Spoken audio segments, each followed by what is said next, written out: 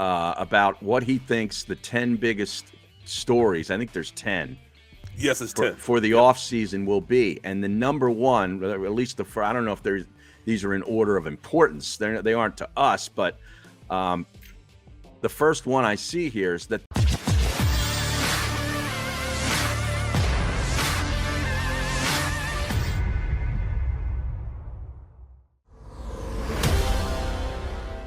Right. And then you had to take it back because there's no bonus. Had to get it back, but no bonus. Okay. Had to get it back. You know what I'm saying? I mean, we were 16-1 at the time, man. 16-1. Yeah.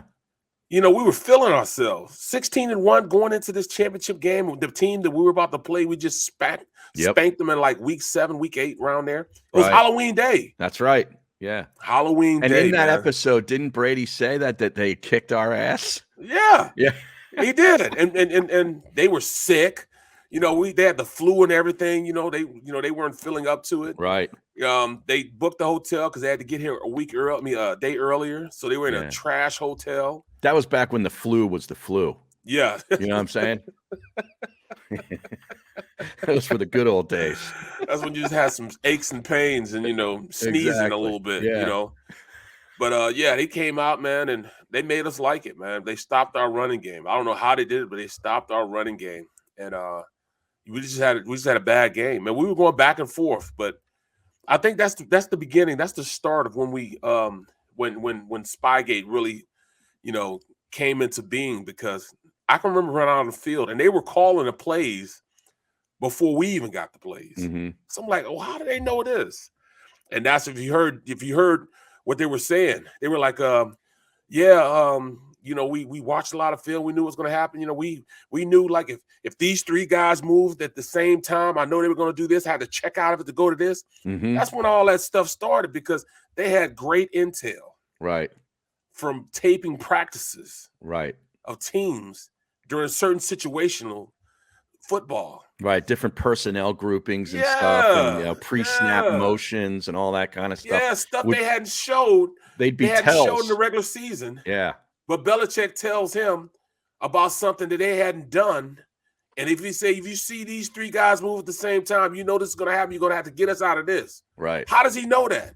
He told on himself. Watch it. Man in the arena. If you see these guys moving, check out it. Yeah, it's great though. I tell you, you yourself you're addicted to it now. Oh, I'm all in. I started to watch something this morning, but I said, you know what? No, I'm gonna go ahead and work out. So I got me a good workout in instead of watching it. Right. But I'm totally invested in it, man. That's a great call by you. Great call by you. So I just love all this. They do such great production of it. It's like an NFL Films kind of thing. It's like a 30 for 30 kind of deal. Yep. Which is really good stuff to me. All right. Now I stumbled upon this long story long, as Barrett would say. This ESPN Plus article that said an NFL executive predictions for 2022. So they spoke to some, I believe he's an AFC front office executive about what he thinks the 10 biggest stories. I think there's 10. Yes, it's 10 for the offseason will be. And the number one, or at least I don't know if these are in order of importance. They aren't to us, but the first one I see here is that the Colts will think long and hard about replacing Carson Wentz, but ultimately they'll decide to keep him. Well, I think the major reason why they're saying that is because if you let him go, he counts less against the cap than if you keep him. He's like 30-something million against the cap. 20-something million against the cap if you keep him. Right. But it's only 15 million if it's dead money. Right. Yeah. Right. So dead money, you end up paying only 15 million. And you still gonna pay a salary, but it only counts 15 million. That's less money than if you keep him. You could sign another player to replace him. You save $13 million if you let him go, which is kind of strange. Well, it's very strange. Yeah. I mean, how does that all work out? I don't know. That it's just crazy with this cap stuff, and this is why I do respect Howie Roseman a lot for his ability to understand all the ramifications of it. Because here, we traded him. and it cost us $34 million on our cap this year. But yet, if Right. the Colts found a way to get rid of him, trade him, or cut him, they'd actually save money. So Save money. it's bizarro. That's But crazy. They would save money cutting the guy that they, basically said, all right, we're going to ride him into the future. Gave him a first-round pick for him, a first and a third. So, I thought we got the short end of the stick. This time last year, I thought we were going to get the short end of the stick. No, we we're actually going to have did to, good. be out of starting quarterback. This guy don't want to be here anymore. We lost our head coach. This should have been a disaster this year. And as we need to really put in perspective what we saw this year. Yeah, we went 2-5, but we also made it to the playoffs. Team got an identity. Right. Now, young guys got the experience of being in the playoffs. You know what I mean? Do you think that identity, it will be the start of the season next year? Do you think they'll start out that way? They'll start out being a tough football team. Not necessarily running the ball consistently like that, but they'll be a tough football team. That toughness, you heard Brady talk about that all the time in Man in the Arena. Tough football players. That's a different breed of guys you're going against when you're playing against a tough team. It's hard when you play it against, like, for instance, the Colts. Yeah. The Colts were a finesse team. They're going to score a lot of points. They're going to finesse their way down the field. Their defense would, nickel and dime you and stop you. They weren't a physical team. But that Patriots team, they were physical. Steelers physical. Patriots at the time were physical. The Eagles were physical during that time. Dallas was physical during that time, but they eventually became a bad football team. Right. But physicality ruled the day back in those times. So when you have that physical identity, teams know you're going to go lead the game beat up. They know you're going to lead the game with some guys that'll be hurt. And that's tough, man, to play against a team like that because it changes your whole mindset. Even though you're not a tough football team, you got to go in and play against a tough team. You have to change who you are to play teams like that. Right. And that's something, that you can, if you're used to playing like that and the team has to change it to being like that, it's hard for you to continue that throughout the course of a game. When you're used to doing that throughout the course of the game, it bodes better for you. So I can't wait to see it, man. I can't wait to see it. Next year's going to be a pretty good year. I think so. I think it's, I'm already excited about it, to be honest with you. They can't come fast enough. Let's just go. Let's roll the calendar forward. All right, number 2.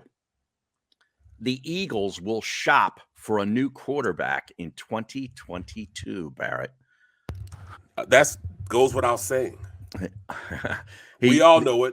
Well, this personnel evaluator said that, quote, he, meaning Jalen Hurts, doesn't see it fast enough as far as like diagnosing the defense and making the correct read on time. In other words, he's not processing what he's seeing at the line of scrimmage quite fast enough. Right. And that's why the Eagles will have a short patience with all these assets, and they're going to look around. Even though Howie Roseman and Nick Sirianni say that he's the quarterback for 2022, which they said yesterday. Let me break this down. Go ahead. All the quarterbacks that have come out the past couple of years are in the same boat. None of them see the field like older players, like the guys. Even look at Marino and all those guys. They had to have a pre-snap read so they knew where the ball was going. They didn't have the spread offense that these guys have. Right. All these kids coming out are in shotgun from spread offense, which doesn't give you an opportunity to really see what the defense is because they have to eventually go out there and play man or zone, one of the two. So once you're in that type of situation, you're not being taught that. You're not being taught how to read defenses. Yeah. So that's why. And that's all college football. That's college football. That's where college has been sort of evolving, some would say devolving. I don't know. It depends on the way you look at it over the last 10, 15 years, really. Exactly. Right? Yeah. Exactly. So when you're looking at a guy coming out of the draft now, understand you're going to have to teach him how to read a defense. So eventually they'll teach Jalen Hurts how to go out there and get a pre-snap read. That's why, I got to go back to man in the arena again. Brady says he can play till he's 50 years old. Why? Right. Because he already has the answers to the test. Right. When he lines up at the line of scrimmage, he already knows where the ball is going because he was taught by Belichick how to do those things. And that was the blessing that he had because Belichick would share things to him that other coaches don't share. They don't know about. Maybe Bledsoe did too in the beginning. You know, Out of he probably that. did. Exactly. I think, you watched that first episode was heavy Bledsoe because it all started with that situation. He seemed like a pretty good, he'd be a pretty good mentor. Yes. Yeah. Yes. He had to give the keys to the city, hand them over, because he understood that it's not all about you. It's about Right. the team. He enjoyed those, Super Bowl ring. I know he enjoyed that. Right. You know what I'm saying? But I mean, at the end of the day, these young quarterbacks, all of them have to learn how to read defense. Even Allen with Buffalo, even look at what's going on in KC. He's Mahomes. just now Yeah. learning. Patrick Mahomes is just now learning how to read defenses. Right. Andy is showing him how to read defenses. He just had such superior talent that he could sort of survive on that for the first couple years. Exactly. And the rest of that roster too was stacked with playmakers. So yeah, just throw it up and hit, and let the cheetah go get it. Right. That's a different way. That's a different. Then you have a tight end that can sit down in the middle and run past man coverage. When you have exceptional players like that, it's easier for you to go out there and be looking around and just get it to them, because you're used to throwing in those awkward positions, and you're used to being the best player on the field. But to Mahomes' credit, he didn't sit there and say, well, I'm successful. We're successful as is. I don't need to change and sort of evolve and become a reader of defenses. It's like you look at Mike Vick, back in the day, had superior talent in the beginning, right? But he chose not to really become a student of the game. Or he could have been, you know what I mean? Like he never sort of evolved. Right. Like Mahomes is evolving because he just said, I got enough talent with my arm and my legs. You know what I mean? Like Mahomes is taking it to the next step. Exactly. And that's what happened with Randall Cunningham. Right. RC. RC was a better athlete. When I played with RC his last year here in Philly, he was just such a great athlete that he didn't have to go out there and learn the West Coast offense. So he didn't. Right. And it wasn't until he went to Minnesota, and that's where he learned how to read defense. That's when he learned how to be patient and get the ball down the field to different guys, that he really became a better quarterback. He didn't become a quarterback really until he got to Minnesota. Plus he had Chris Carter and Randy Moss. Well, that helps too. And just Robert Smith, wasn't he the running back of that team? Yeah. Corey Stringer, offensive lineman. McDaniels. Dude, they had a roster, man. They should have won the Super Bowl that year. Yeah. Their stupid kicker. See, if the Minnesota Vikings had Randy Brown on the staff, the Vikings would have won the Super Bowl that year, because that damn kicker missed that kick Gary Anderson in the NFC Championship at home against Atlanta. Exactly. What a joke. Anderson was my kicker my rookie year. Yeah. He had a great career, but he used to come to me all the time. He was from South Africa. Yeah. And I was a rookie, and he's older at the time. It was like year 16 for him. He's like, "Hey, Barrett, how you doing, Barrett?" I'm like, "What's up, man? Hey, you spending all that money, Barrett?" Yeah. I'm like, "No, I'm putting it up." I wonder if he could have spoken Afrikaan, which is that language they speak over in South Africa. Yes, he could. Yeah. It's got you can't understand a single syllable that comes out of their mouth. Exactly. It was kind of funny how it sounded. And it was almost like a little Irish with a little Australian with a little Bostonian in it. I mean, it was crazy how it sounded. But I'll sit there and talk to him for hours. He would just tell me about stuff that happened, man. Him and Hudson. Hudson was our long snapper. Okay. Yeah, those South Africans are crazy, man, because I spent some time with a couple of guys down in Florida at a golf tournament, and they were following all the South African dudes, who I like on the tour too, and we were drinking beers the whole day, and these guys can drink. And they started speaking in Afrikaan, and I was just like, I go, dude, you guys are speaking in tongues. What are you saying? These guys were nuts, man. He'd always be talking about, hey, you can't spend all the money, Barrett. Can't spend it all. You guys put a little away. And we're sitting there talking, and what was this? John Hudson? I think it was John Hudson. He was the long snapper for us. Okay. And this dude was so good, man. He was so good that he would tell me, hey, where do you want the ball at? He's gonna snap it to me, long snap it to me from PAT. Mm-hmm. He said, put it right here. All right, he said, I'm gonna put it right here, but I'm gonna have the laces pointed towards you. I said, dude, you can't do that. All of a sudden, boom, and the laces were pointed towards me. Right. It's like it's coming out of a jugs machine. Right, right. I said, put it right here. And the laces be pointed. I'm like, what? He did it like 3 times. Wow. Bro, later on in the year, he came to me and said, I said, man, how did you learn to do that, man? How did you get that good? He said, bro, I can put it wherever you want it, but I don't know how the hell those laces were pointed the way they were. He didn't tell me till like halfway through the year that he was just lucky that time that he is that did right? it.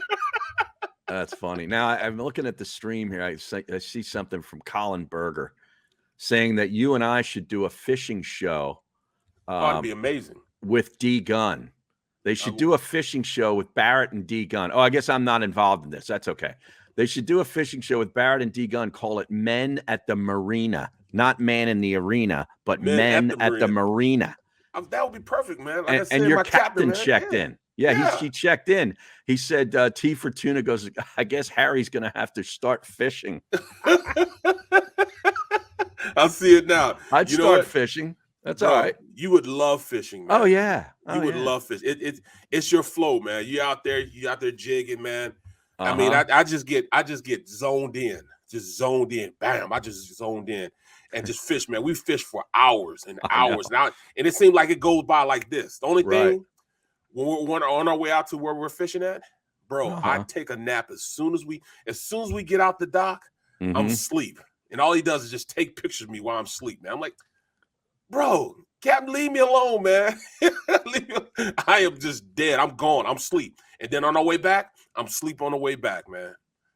Amazing. I don't know what it is. The water just makes me go to sleep, man. It just relaxes me so much. But then once we hit it, it's time to start fishing. I go into a zone, bro. A zone. I'll fish all day. Rain, sleet, snow, cold. I don't care. I'll fish, bro. Kevin Savard says that D Gunn will bitch at me about hooks, etc. He bitch you about everything. It wouldn't matter. He bitch about your glasses on. Why you got those glasses on when you're fishing? Or why is that hat looking at? Is your hat turned to the side a little bit? And I'm like, dude, let's fish, man. I beat him in a fishing show. We had a fishing show when I first started Quick Slants with him. We had a fishing show. And I spanked him. He was pissed. I spanked him. Now, where did you fish? Out in the ocean or in like a pond? We fished right across the street from the daggone Wells Fargo Center, that park right there. Oh, really? I'm surprised we didn't catch any dead bodies. FDR Park. Yeah, FDR Park. Yeah, neither one of us had a fishing Pennsylvania fishing license, and we'd be out there fishing, man, catching everything but what we were supposed to catch. Like I caught a carp one time. How do you catch a carp with a lure? I caught a carp. Catching nothing but small bass and everything. Caught a couple snakeheads. I'm surprised I didn't bring in a dead body, bro. I know. I'm sure there was one down there that probably weighted down with cinder blocks. Right. Yeah. And I brought up the Jugs machine, and of course 91 LSXers goes, not Jugs magazine. Well, yeah, right. And then the captain says 32 gallons an hour. So to drive out an hour, it's those 32 gallons of gas it takes diesel an hour. Wow. Yes. Like in my boat, I have 3208s. His are bigger than mine. 32 gallons an hour, dog. Wow. 32 gallons. And now how much would 32 gallons cost? Well, like what is it a gallon? Well, $4 or $5? The fill here's up. No, yeah, it's like $5. $5. Yeah. So the so fill that's over $150 right there. Yeah. Yeah. 100. Like wow. If we would go out sail fishing or go out and tuna fish, you go all the way out to the what do they call the canyons. And that's maybe 60, 70 miles away, the canyons. Right. And to go out there and come back cost you about $800. What's that, about 3.5 hours each way? About 4 or 5. 4. Oh, is it that long? Okay. Yeah. And it's going to cost you every bit of $800 to go out there. So you better catch you a big fish. Yeah, you better come home with something. Like some big ass tuna or maybe even a marlin or something like that. Right. You can't waste that. T Fortuna says, I hate to admit it, but Barrett is a good fisherman. He does. No, we have for our dock, man, we have this like a flounder fishing tournament. Right. And we won it the last 2 years in a row. And the year before last, his wife caught the flounder that won the tournament. She caught like a 6-pound flounder. This year we won it with my flounder. I caught it. It was like 5.4 pounds. And as soon as I caught it, I'm bringing it in. As soon as they netted it, my captain came in. Now he's only this tall up to me. He comes to give me a hug, and he like almost knocks my head off. He was so excited. This fish just won the dang tournament. He's hype, almost knocked my head off, man. We're sitting there fishing, and people at the dock is so competitive that this one girl, her name is Kim. Mm-hmm. Kim is the greatest sports fan ever, but she's only like maybe 5'1", 5'2". Okay. Greatest sportsman ever. Shorty. She's actually a chemist. Oh, okay. But she swears like she's a sailor, bro. Is that right? She cussed me out up and down about me catching this fish. Why? Because you caught a fish? Because she was pissed off we won the tournament. As soon as I caught it, she made her and her husband and the rest of everybody, let's get out of here. They would have fished at another place. Wow. We usually fish together. They would have fished at another place, man. That's how competitive she is, bro. That's pretty funny. All right, 0.9 miles to the gallon. That's what the boat gets. Wow. You know what? If I'd have known not that even a before I mile. bought the boat, that's what I'm saying. If I'd have known that before I bought the boat, I wouldn't have bought the boat. I know. Now, 007 says Seth would smack Barrett with the fishing pole. You guys frustrate each other so much. We'd be rumbling. No, but he would pick his pole up and go to the other side of the boat. Is that right? Yeah. Now, you reached out to him and he actually got back to you, right? Yeah, he got back to me. But he can't come on yet. No, for some reason, he's, right? He's on another show right now. I think he's on his show. So when does he do his show? Well, he has his show on Tuesdays. Okay. Tuesday nights on Facebook. Okay. And stuff. So he does that on Tuesday nights. So it's just once a week. Yeah, his is once a week. That's nothing. Oh yeah. Yeah. We go 2 hours a day, 5 days a week. Once a week. Dude, Seth couldn't handle this schedule. No. There's no way. Plus he'd kind of be pissed off with the stream too. Once somebody started with him, he'd just stay with it. Right. That reminds me of a guy I used to work with. Tony. We used to have the text board back in that day. There was this great invention with this program where you could just put it up on your computer and access it, and you'd give out the text, number or whatever. So these people, it was sort of like the stream. People would just be firing in stuff, right? Right. So sure, it's only a matter of time till somebody takes a shot at him, right, and rips him.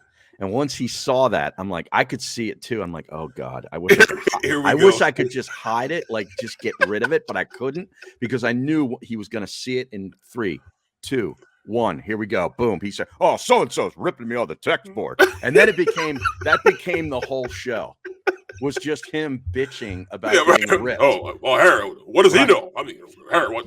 It would just down the rabbit hole you go, and the whole thing. And the program director would come in like during the breaks, like, or if I'd leave the studio, he'd be like, "I mean, get him out of this. What is he doing?" And I'm like, "Dude, you can't get him out of it. I try to get him out, and he goes right back in. Like, there's no hope here." Oh, my goodness. Like my boy Eitan. Right. Exactly. Oh, geez. Don't get me started. And by the way, I'm seeing some people on the stream saying that they're still invested in that Green Bay Packers bet for the Super Bowl. So, yes. All right. I hope that comes through. Oh my 91 God. 91 LXXers. Yes. I love banjo minnows. I use them all the time. Banjo minnows? Yes. They actually do work. They actually swim like fish and you catch all. I use them in the ocean and I use them in lakes. Uh-huh. Wow. So, I love banjo minnows. Yeah, Dan Schwartzman started aggressively texting 91 LSXers back during the show years ago, back in 2011. That used to happen too. Missinelli accidentally sent a group text to the entire text board. What? Ripping some certain guy, and it went to the whole board. No. He didn't even know how he did it. No. I swear to God. Wow. Called him somebody a jackwagon or something, and it went to everybody.